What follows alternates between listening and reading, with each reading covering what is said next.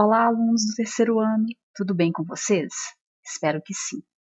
Hoje nós vamos trabalhar o PET avaliativo do terceiro ano de português. Chegamos ao final, graças a Deus. E espero que vocês estejam compreendendo, que vocês estejam fazendo as atividades e enviando aos professores. Resolvi fazer a orientação um pouco mais cedo, para que vocês tenham tempo, de assistir às aulas, de olhar o material anterior, para vocês fazerem o PET avaliativo. Então, semanas 1 a 4, eixos temáticos, tópicos, habilidades, conteúdos relacionados são os mesmos que tiveram nos PETs anteriores. Então, vamos lá. Olá, estudante! Estamos chegando ao final do ano letivo de 2020. Um ano repleto de novas experiências, desafios e muito conhecimento compartilhado. Ao longo do ano, seu aprendizado ocorreu de formas variadas, realizando as tarefas do PET, assistindo às aulas do programa Se Liga na Educação, estabelecendo contato com seus professores pelo app Estude em Casa, ampliando seus conhecimentos por meio de pesquisas em diferentes fontes e até contando com a ajuda dos familiares.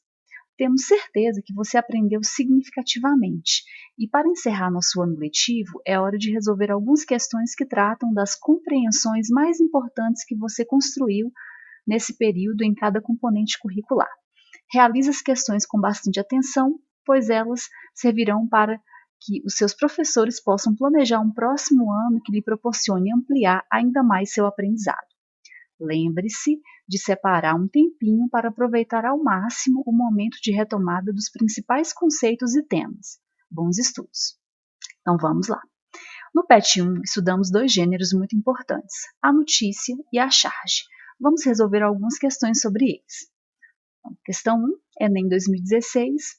Fraudador é preso por emitir atestados com erro de português. Mais um erro de português leva um criminoso às mãos da polícia. Desde 2003, MOP, de 37 anos, administrava a empresa MM, que falsificava boletins de ocorrência, carteiras profissionais e atestados de óbito, tudo para anular multas de trânsito. Amparado pela documentação fajuta de MOP, o motorista poderia alegar às juntas administrativas de recursos de infrações que ultrapassou o limite de velocidade para levar uma parente que passou mal e morreu a caminho do hospital. O esquema funcionou até setembro, quando o MOP foi indiciado. Atropelar a gramática. Havia emitido, por exemplo, um atestado de abril do ano passado, em que estava escrito aneurisma cerebral, com L no lugar de R, e insuficiência múltipla dos órgãos, com L desnecessário em insuficiência, além do fato de a expressão médica adequada ser falência múltipla de órgãos. MOP foi indiciado pela 2ª Delegacia de Divisão de Crimes de Trânsito. Na casa do acusado, em São Miguel Paulista, zona leste de São Paulo, a polícia encontrou um computador com modelos de documentos. O texto apresentado trata da prisão de um fraudador que emitiu documentos com erros de escrita. Tendo em vista o assunto, a organização, bem como os recursos linguísticos, depreende-se que esse texto é uma letra A. É um conto que discute problemas existenciais e sociais de um fraudador? Não é, né? Letra B. Notícia, porque relata fatos que resultaram no indiciamento de um fraudador. E aí, tem cara de notícia, né? Tá relatando, né? O que é o gênero notícia, né? Ele tem o objetivo de informar o leitor de uma forma objetiva e impessoal, com uso de norma curta, e aí, nesse texto, o que aconteceu? Né? Houve a informação, né, sobre a prisão de um homem que fraudava documentos, como atestados, boletins de ocorrência. Então, e aí nós temos, e aí? Letra C, crônica, porque narra o imprevisto que levou a polícia a prender um fraudador. Editorial, porque opina sobre aspectos linguísticos dos documentos redigidos por um fraudador. Ou uma piada, porque narra o fato engraçado de um fraudador. Tá fácil, né? Dá para vocês conseguirem, né?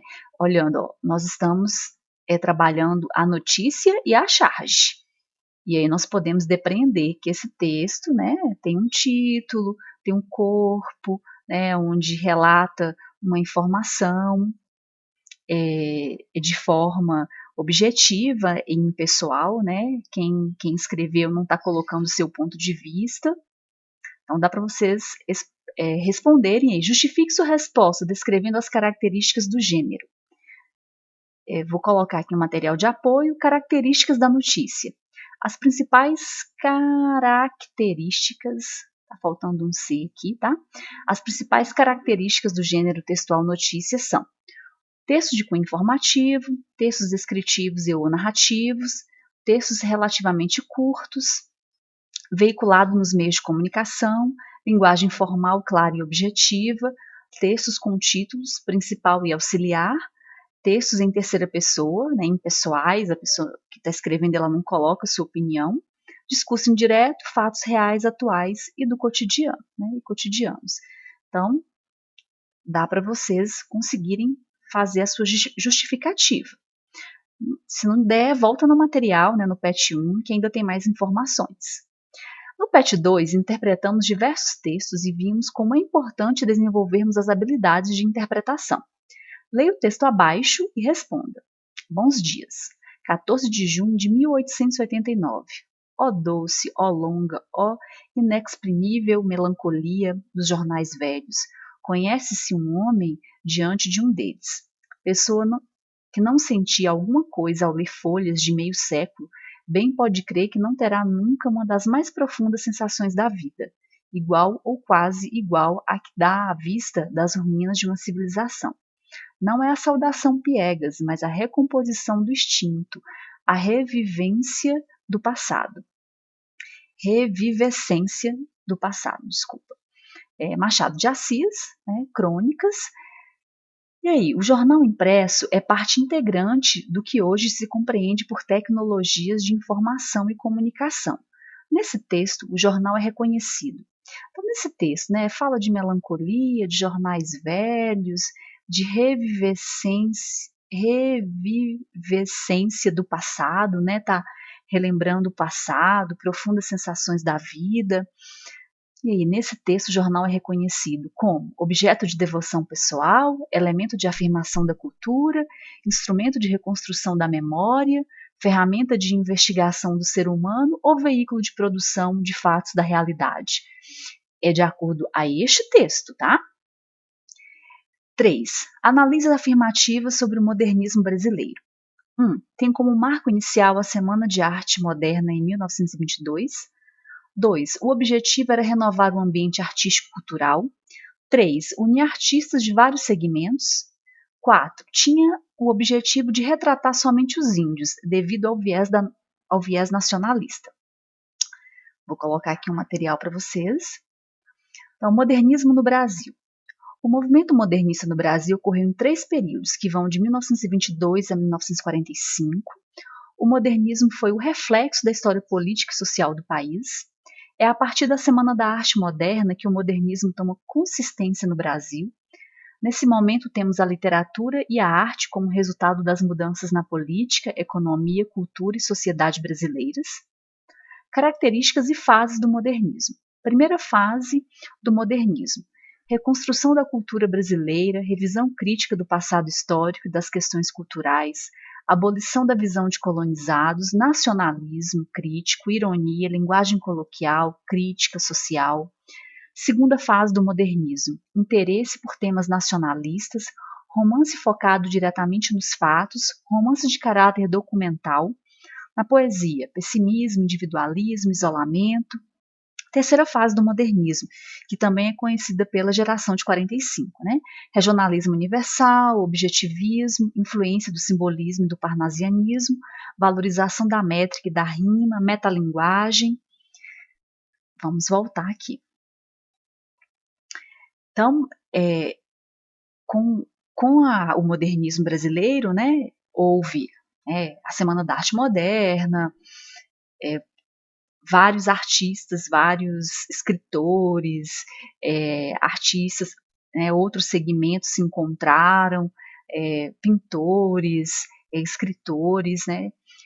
E aí, fala que tinha o objetivo de retratar somente os índios, né, devido ao viés nacionalista, esse somente, né? Então, aí vocês vão tirar a conclusão de vocês. Responda a alternativa que lista os itens corretos em relação ao modernismo. Letra A, somente A1 e A4? Letra B, somente 2 e 4, só A2 e A4? Letra C, somente 1, 2 e 3, né? A1, 2 e 3. E a letra C, né? Somente 1, 2 e 3. E a letra D, todas as alternativas, né? E aí, qual que vocês responderiam? No PET 5, demos ênfase a dois gêneros textuais muito comuns em provas e concursos, as charges e as tirinhas. Na tirinha abaixo, número 4, na tirinha abaixo, o leitor é conduzido a refletir sobre relacionamentos afetivos. A articulação dos recursos verbais e não verbais transmitem uma mensagem. Qual é esta mensagem? Então, temos aí um casal, né? Nós temos aqui 4 quadrinhos. Amor, nosso relacionamento tem estado muito parado. Aí ela ainda continua falando. Acho que deveríamos nos curtir um pouco. Ele responde, claro. Aí o que acontece na última? Ele vai para frente do computador, né? Vai para o Facebook. Tá escrito aqui com S. Vai para o Facebook e vai curtir, né? Curtir, ó. Vai dar os likes na página da namorada, né?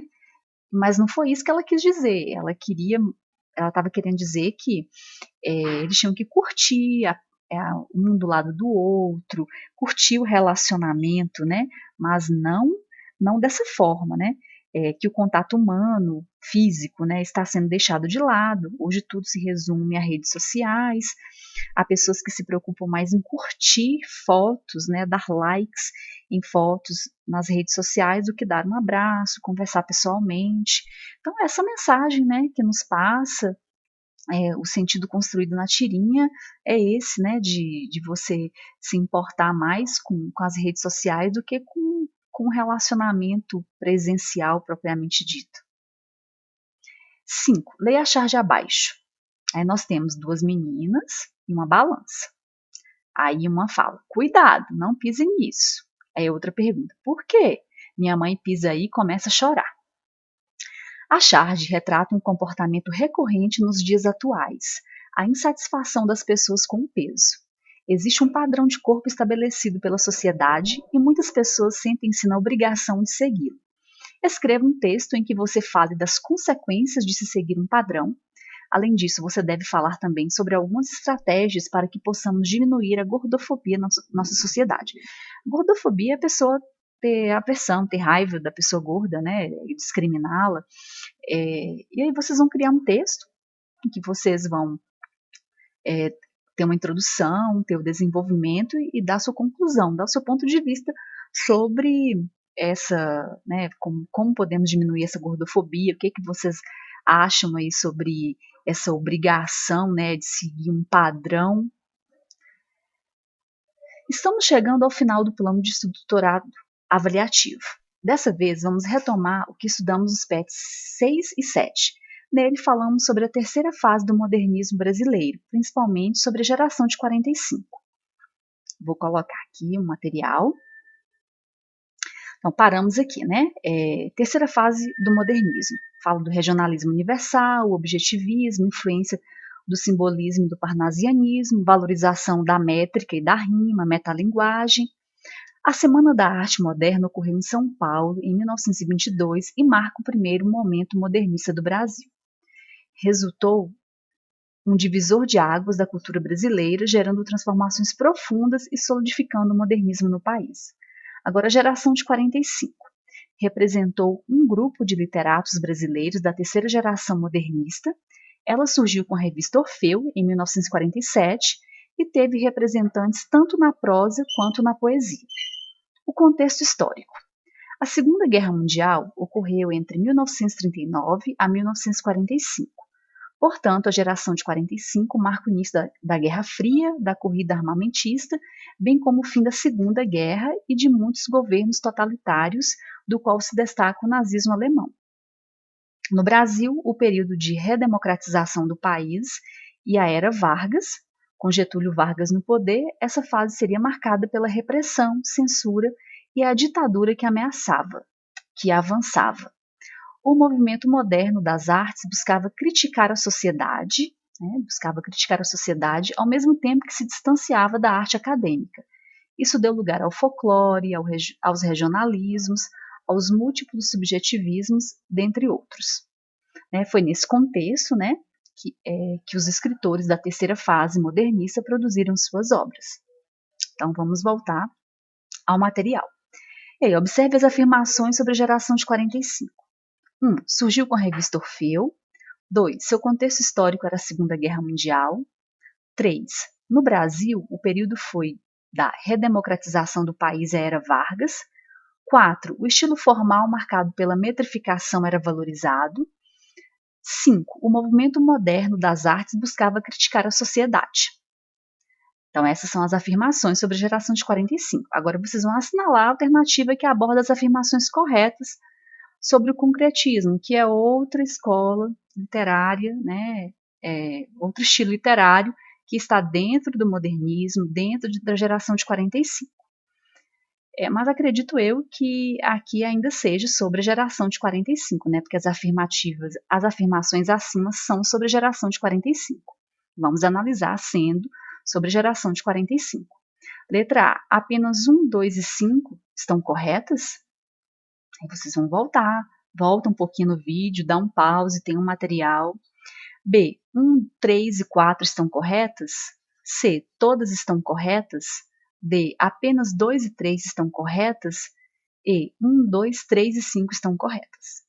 Então, finalizamos aqui o PET avaliativo, por final tem uma autoavaliação, para vocês marcarem sim, em parte ou não, de alguns critérios aqui sobre o tema estudado, sobre os conteúdos estudados. Então, vocês vão marcar. É isso. Então, é isso, galera. Agradeço a companhia de vocês nessas semanas. Encerramos aqui nosso ciclo coletivo, que foi bem diferente do normal. Espero que o nosso esforço tenha chegado aí em vocês. Desejo um 2020 de mais aprendizado nesse novo momento, após o encerramento de sua vida escolar. Um abraço para vocês, Vocês estão no terceiro ano, estão finalizando e vão correr atrás aí do objetivo de vocês. Então, encerramos aqui o PET avaliativo. Espero ter contribuído com vocês, Espero que vocês estejam bem e fica aqui o meu forte abraço.